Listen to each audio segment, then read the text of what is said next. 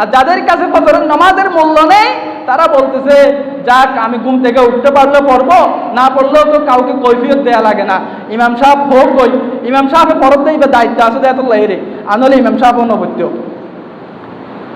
বুঝছেন?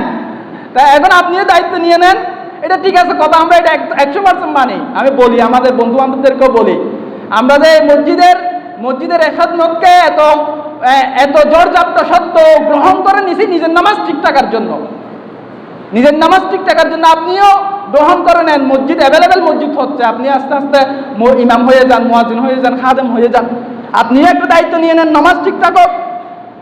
নামাজ ঠিক থাকার জন্য আমরা অনেক কারণ আছে, একটা বড় কারণ হলো মসজিদের দায়িত্বে আছি নিজের নামাজ ঠিক থাকার জন্য। কনফিডেন্স আমার মধ্যেও নেই, আমি যদি এই দায়িত্বতে না থাকি বাড়িতে থাকবো, সপ্তাহের মধ্যে 2-3 দিন ফজরের নামাজ মিস হয়ে যাবে। তাই এখন যে দায়িত্ব আছে আর মিস হওয়ার সুযোগ নেই। আপনিও এরকম কোথাও দায়িত্ব নিয়ে নেন, নতবা নিজেকে প্র্যাকটিসিং মুসলিম বানান। এক ওয়াক্ত ফরজ নামাজের দাম 1000 টাকা মনে করেন প্রতিদিন দৈনিক।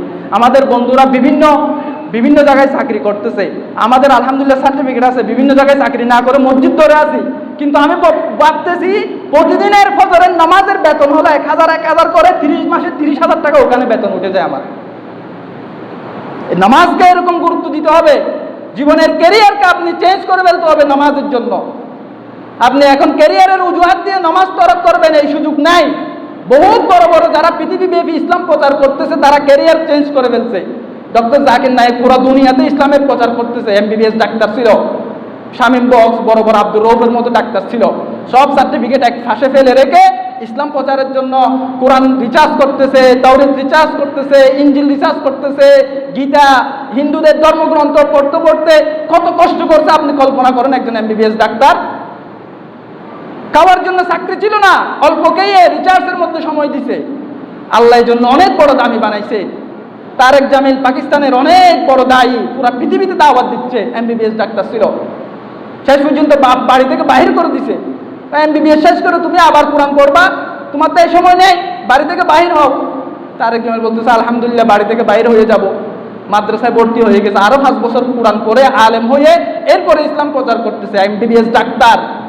আপনি বলতেছেন আমি এই চাকরি ছেড়ে দিলে কিভাবে চলবো, আমি নামাজ ছেড়ে দিতে পারবো কিন্তু আমার লাইফ স্টাইল চেঞ্জ করতে পারবো না। আমার লাইফ স্টাইল এটা থাকতে হবে, 8টা বাজে উঠবো, 10টা বাজে অফিসে যাবো, 1টা বাজে ঘুমাতে যাবো, এটা আমার লাইফ স্টাইল, আমার বিজনেস স্টাইল হলো এটা। তা আপনি এটাতে থাকবেন, কিয়ামতের মাঠে আল্লাহর কাছে দরবার করে জবাবদিহিতার সম্মুখীন হবেন।